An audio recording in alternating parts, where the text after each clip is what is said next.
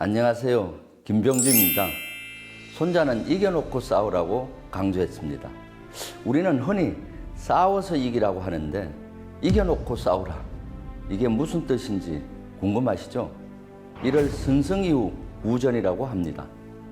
이때 손자는 바위로 계란을 치듯이 쉽게 이기라고 합니다. 도대체 손자가 말한 이겨놓고 싸우는 것, 쉽게 이기는 것은 무엇일까요?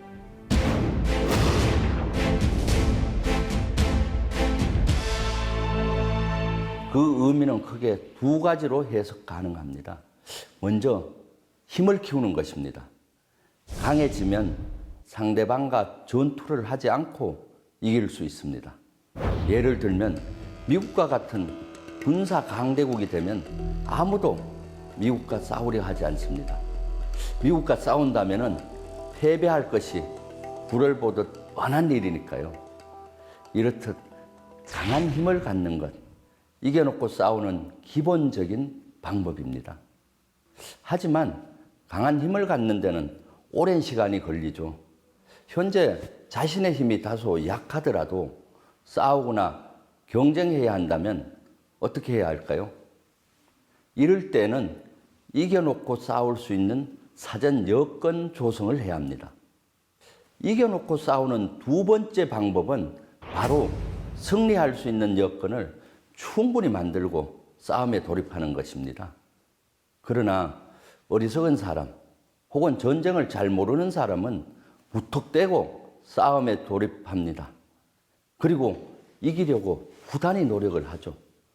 그러나 싸우면서 이기려고 하면 승리하기 어렵고 이긴다고 해도 피해가 아주 큽니다. 사전 여건 조성, 얼마나 중요한지 이솝우화에 나오는 토끼와 거북이로 설명해 보겠습니다. 토끼와 거북이가 경주를 하는데 잘 달리는 토끼는 방심한 나머지 경주 중에 쉬다가 잠이 듭니다. 그 사이 거북이는 열심히 달려가서 결승점에 도달하죠. 결국 토끼가 지고 만다는 이야기입니다. 토끼는 자만해서 지고 거북이는 끝까지 포기하지 않고 달려 이긴 겁니다. 정확하게는 토끼의 실수 덕에 거북이가 이긴 것이죠. 다시 말해 요행이 따랐던 것입니다. 그러나 거북이는 자신의 능력으로 이겼다고 착각하고 승리감에 도취되었을 수 있습니다. 그런데 이때 분에 못 이긴 토끼가 거북이에게 재도전을 신청한다면 어떻게 되겠습니까? 토끼를 한번 이겨본 거북이는 이번에도 토끼를 이길 수 있다고 생각합니다. 그리고 아침부터 밤 늦게까지 달리기 연습을 하겠죠. 하지만 그렇다고 해서 토끼라고 가만히 있겠습니까? 토끼는 낮잠을 자는 실수를 다시는 반복 안 할 것입니다. 안타깝게도 거북이는 아무리 열심히 노력을 해도 토끼를 이길 수 없습니다. 그런데 손자가 말한 이겨놓고 싸우는 개념을 아는 거북이는 열심히 연습하는 대신 전략을 짤 것입니다. 이게 무슨 말이냐고요? 열심히 연습해도 이길까 말까인데 그것은 바로 거북이가 경쟁의 판을 자신에게 유리하게 바꾸려 할 것이라는 사실입니다. 거북이는 토끼에게 조건 하나를 내겁니다. 만일 경주하는 코스를 내가 선택하게 해주면 도전을 받아들일게. 토끼 입장에서는 산이나 들이나 운동장 어디든 이길 수 있는 자신이 있을 테니 거북이 제안을 받아들입니다. 그리고 거북이는 이겨놓고 싸울 수 있는 여건을 조성합니다. 그게 뭘까요? 바로 경주 코스에 강을 넣는 것입니다. 경주 중 강을 건너가게 하는 것이죠. 그럼 어떻게 되겠습니까? 토끼는 강을 극복하지 못합니다. 토끼는 다시 태어나도 강을 건너지 못하죠. 승리는 시간의 문제일 뿐 거북이가 승리하게 됩니다. 이렇게 거북이는 이겨놓고 싸우는 여건을 조성해서 승리하는 겁니다. 하지만 이런 거북이도 전략의 중간급밖에 안 됩니다. 진짜 고수 거북이는 육상 경기 대신 수상 경기를 하자고 제안합니다. 즉 수영 경기를 하자는 것이죠. 수영 경기를 한다면 거북이는 토끼를 이길 뿐만 아니라 경주를 즐기면서 승리 시간도 단축되겠죠. 이러한 것이 이겨놓고 싸우는 사전 여건 조성입니다. 이처럼 자신에게 유리한 판에서 승부를 해야 합니다. 내게 유리한 판을 짜기 위해선 나의 강약점과 상대의 강약점을 정확히 잘 알아야 합니다.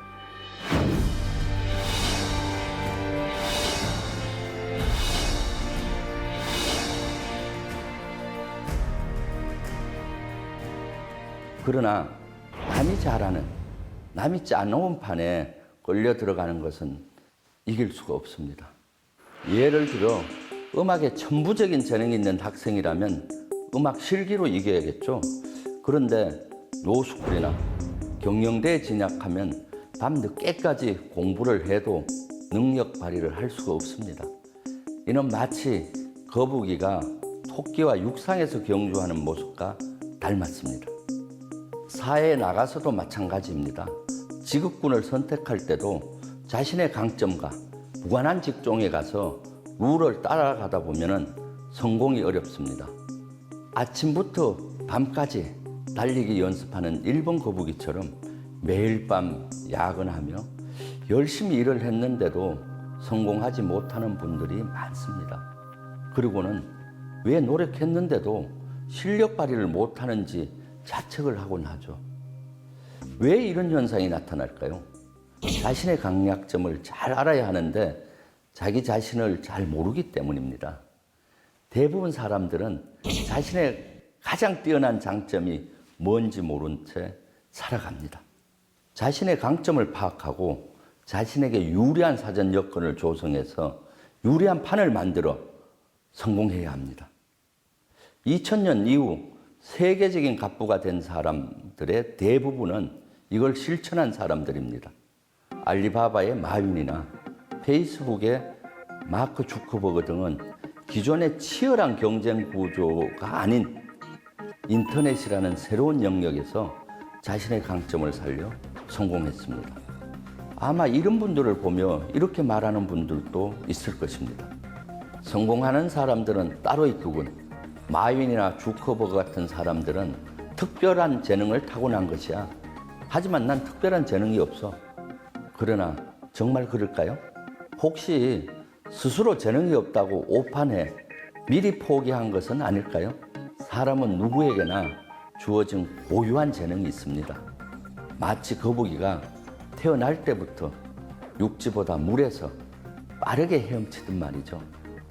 그리고 자신을 잘 안다고 하더라도 강점 강화보다는 약점을 보완하는 데 집중하는 경향이 있습니다.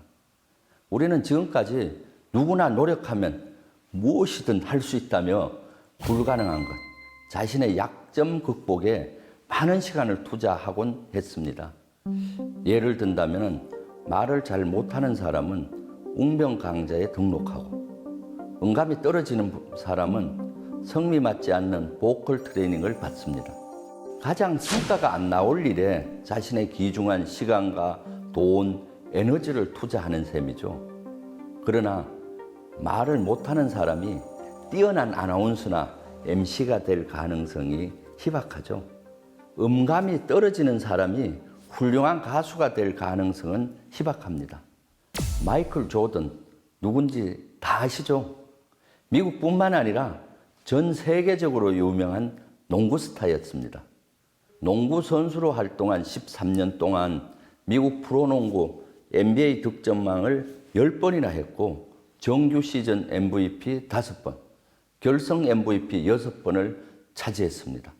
또한 소속팀 시카고 볼스를 6번이나 리그 정상에 올린 선수입니다. 그런데 이토록 좌절이라고는 모르고 승리만 누리던 조던이 인생에서 크게 실패를 맛봤던 때가 있습니다. 어느 해 그의 아버지가 갑자기 돌아가셨죠. 아버지의 죽음에 크게 충격을 받았던 조던은 생전 아버지께서 아들 야구하는 모습을 보기 좋아했다며 난데없이 잘 나가던 농구를 그만두고 야구 선수의 길을 가겠다고 선언한 것입니다. 농구에서 승승장구했으니 야구 역시 승리할 것이라고 생각했겠죠. 결과는 어땠을까요? 처참했습니다. 큰 소리치며 야구를 시작했던 조던은 2부 리그에서 별 볼 일 없는 선수로 전전하다가 1년 만에 야구를 접게 됩니다. 그리고 다시 농구 코트로 돌아왔습니다. 만일 자신에게 절대적으로 유리한 판인 농구 코트를 떠나지 않았다면 조던은 쓰라린 실패를 경험하지 않았을 것입니다. 인생을 살아가는 데 있어서 이겨놓고 싸우려면 자신의 장점을 알고 그것이 실현 가능한 판으로 나아가야 합니다. 그러면 자신이 잘하는 것을 발견하려면 어떻게 해야 할까요? 우선 3가지를 체크할 필요가 있습니다. 먼저 특별히 배운 적도 없고 노력한 적도 별로 없는데 이뤄냈던 일이 무엇인지 생각해 보세요. 지금까지 해봤던 일 중에서 유난히 배우는 속도가 빠른 것이 있었는지 생각해 보세요. 둘째, 평소 자신이 동경하던 일을 찾기 바랍니다. 어떤 일은 괜히 싫은 반면 어떤 일은 유난히 끌린다. 이런 것이 뭔지 생각해 보십시오. 예를 들면 피카소와 함께 20세기 최고 화가로 손꼽혔던 마티스의 예를 들어보겠습니다. 천재적인 화가 마티스는 정작 21살까지 그림 붓을 제대로 지어본 적이 없었습니다. 그러나 어느 날 입원을 해서 옆 병상에 있는 환자가 읽고 있는 그림책을 빌려봤습니다. 마티스는 그림책이 너무 흥미로운 겁니다. 그걸 안 마티스의 어머니는 마티스에게 그림 도구를 선물을 했습니다. 호기심으로 그림을 그려봤는데 자기도 모르게 아주 열정적으로 그림에 빠져드는 겁니다. 그래서 다음에 파리로 가서 국립미술학교에 입학을 했죠. 그리고 본격적인 화가의 길을 가게 됩니다. 그리고 세계적인 화가가 됩니다. 이처럼 자신이 해봤던 것 중에서 유난히 학습 속도가 빠른 것에 주의를 기울여 봐야 합니다. 셋째, 어떤 일을 했는데 시간 가는 줄 모르고 몰입했던 일을 생각해 보십시오. 그것이 당신의 재능입니다. 그래도 발견을 못했다면 주변 사람들에게 물어보세요. 다른 사람들이 객관적으로 더 잘 볼 수 있습니다. 이렇게 자신에게 주어진 환경이나 조건을 탓하지 마십시오. 자신의 재능을 발견하고 관점을 뒤집으면 자신에게 유리한 여건을 조성 가능합니다.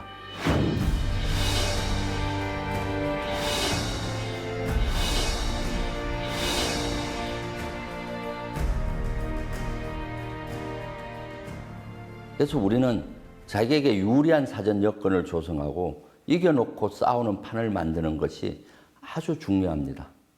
역사적으로 이겨놓고 싸웠던 분을 꼽으라면 이순신 장군을 들 수 있습니다. 이순신 장군은 한 번도 진 전투를 하지 않았습니다. 그 중에서도 가장 놀라운 전투는 명량대첩입니다. 겨우 13척의 배로 133척과 싸워 압승을 거둔 그야말로 믿기 힘든 승리였죠. 아주 열세했던 조선 수군을 이끌고 이길 수 있었던 비결, 바로 이순신 장군의 치밀한 사전 여건 조성에 있습니다. 명량대첩이 일어나기 전 원균이 지휘한 조선 수군은 7천량 전투에서 대패를 해 엄청난 피해를 입은 상태였습니다. 총 160척 중에서 남아있던 조선 함선은 겨우 12척이었죠. 수군은 2만 명이 거의 전멸했습니다. 이때 백의종군하던 이순신 장군은 다시 삼도수군 통제사로 임명됩니다. 지금으로 말하면 해군 총사령관 임무를 맡게 된 것이죠. 그 당시 남아있는 배는 고작 12척밖에 안 되었고 조선 수군의 전투력은 너무 약해서 조선왕 선조는 이순신 장군에게 해군을 해체하고 육군에 편입하도록 제의를 합니다. 그러나 이순신 장군은 이를 간곡히 거절을 하며 왕에게 유명한 장계를 올립니다. 신에게는 아직 12척의 배가 남아 있습니다. 죽기를 각오하고 막으면 오히려 지켜낼 수 있습니다. 라고요.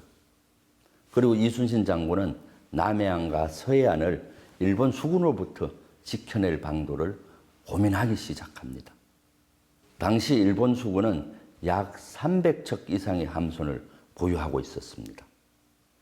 조선 수군은 12척에서 부서진 함선 한 척을 보강해서 13척을 보유했습니다.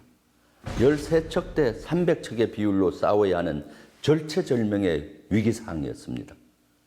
조선 수군이 만약 져서 남해안과 서해안 해상권을 일본에게 내어주면은 일본 육군의 보급선이 해상으로 연결이 되고 바다와 육지에서 합동작전이 이루어져서 조선은 패망의 위기에 빠질 터였습니다. 그래서 적은 병력이지만 싸우지 않을 수가 없었죠. 이순신 장군 부하들은 너무 전투력이 열세하니 전투를 해서는 안 된다고 만류를 했죠. 그러나 이순신 장군은 포기하지 않았습니다. 승리할 수 있는 여건을 만들기 시작했습니다. 먼저 이순신 장군은 조선 수군의 강약점과 일본 수군의 강약점을 분석합니다. 그리고 조선 수군 강점이 발휘될 수 있는 유리한 여건을 만들어 갑니다. 일본 수군의 강점이 발휘되지 않는 판을 만들려고 했죠. 그리고 적은 병력으로 많은 병력을 물리칠 지형을 찾아냈죠. 울돌목이었습니다. 손자는 아군이 열세할 때 험하거나 좁은 지형이 유리하다고 했습니다. 울돌목은 폭이 약 300m였습니다. 배를 행으로 전개하면 10척밖에 배치할 수가 없었죠. 아무리 일본 함선이 많다 해도 조선 수군과 실제 맞닥뜨리는 적은 10척 내외였습니다. 그리고 나머지 일본 함선이 종대로 밀집이 될 텐데 수상 전투가 벌어지면 앞에 부서진 함선의 잔해가 대형을 흐트러뜨리고 앞 함선이 불타면 인접 함선으로 불타기 때문에 일본 함선의 밀집 대응은 매우 불리한 터였습니다. 아울러 이순신 장군은 열세한 병력을 숨기고 적의 사기를 떨어뜨리기 위해 기만작전을 벌입니다. 수킬로 후방 지역 멀리 주민 어선 수백 척을 배치해 놓았습니다. 일본 수군이 볼 때 앞에 나온 열척은 선봉선이고 본대가 엄청 많은 것처럼 보이도록 했죠. 그리고 전투 당일 일본 수군의 300척 중 133척이 울돌목으로 모습을 드러냈습니다. 13척 대 133척의 전투가 시작되었습니다. 처음엔 조류가 조선 수군에게 불리하게 흘렀습니다. 그러나 한두 시간 만에 조류 방향이 바뀌었습니다. 조선 수군은 대반격을 실시했습니다. 울돌목은 좁고 수중 지역이 매우 험해 조류가 10노트로 급히 흘렀죠. 당시에는 동력선이 없었습니다. 사람이 손으로 노를 젓던 시대라 해전에서 조류의 영향이 아주 컸습니다. 이순신 장군은 그런 조류의 흐름도 미리 파악하고 전투에 활용했습니다. 그 결과 적선 133척 가운데 무려 31척을 파괴하고 70여 척의 피해를 줬습니다. 조선 수군은 배 한 척의 피해도 없이 압승을 했습니다. 이렇게 믿을 수 없는 완전 무결한 승리는 전투 전 충분히 여건 조성을 했기 때문입니다. 그래서 10분의 1의 열세 속에 승리를 할 수 있었던 것이죠. 만일 이순신 장군이 자신의 조건인 배 13척이 너무 열악하다고 또 한계가 많다고 자포자기했다면 어땠을까요? 아마 조선은 적군 수중에 떨어져 비참한 상황에 처했을 겁니다. 이처럼 자신에게 주어진 열악한 환경을 탓하지 않고 한계를 뛰어넘는 사람들은 세상에 참 많습니다. 스티븐 호킹 박사는 루게닉이라는 지독한 신체 장애를 갖고 있었습니다. 걷는 것, 쓰는 것, 말하는 것조차 할 수 없는 심각한 장애에도 불구하고 세계적인 물리학자가 된 비결이 뭘까요? 어느 날 기자가 물어봤습니다. 혹시 당신의 질병이 연구에 더 매진하게 해서 그런 성과를 거둔 겁니까? 그러자 호킹 박사가 대답했습니다. 아닙니다. 저는 이 질병이 저에게 불리하게 작용한다고 생각하지 않았을 뿐입니다. 라고 말이죠. 헬렌 켈러는 호킹 박사 못지않게 매우 심각한 신체적인 약점을 가지고 있었습니다. 헬렌 켈러는 들을 수도 없고 말할 수도 없고 볼 수도 없었습니다. 하지만 헬렌 켈러는 이렇게 말했습니다. 나에겐 너무나 많은 것이 주어졌습니다. 나에겐 어떤 것이 없는지 생각하며 불평하고 머뭇거릴 시간이 없습니다. 라고요. 이순신 장군에게도 주어진 여건이 너무나 불리하다고 불평할 시간이 없었습니다. 대신 이 조건을 어떻게 하면 유리한 조건으로 바꿀 수 있을지 고민했고 그 결과 전투에서 압승을 거둔 것입니다. 손자가 제시한 대로 힘을 끊임없이 키우되 자신의 조건이 열악하다고 좌절하지 마세요. 자신에게 유리한 여건을 조성하면 승산이 생깁니다. 인생을 살아가든 조직이나 국가를 운용하든 이겨놓고 싸운다는 개념을 정확히 알고 실천하는 것은 매우 중요합니다. 그래야 쉽게 승리하고 결국 성공할 수 있으며 윈윈할 수 있는 여유가 생깁니다. 감사합니다.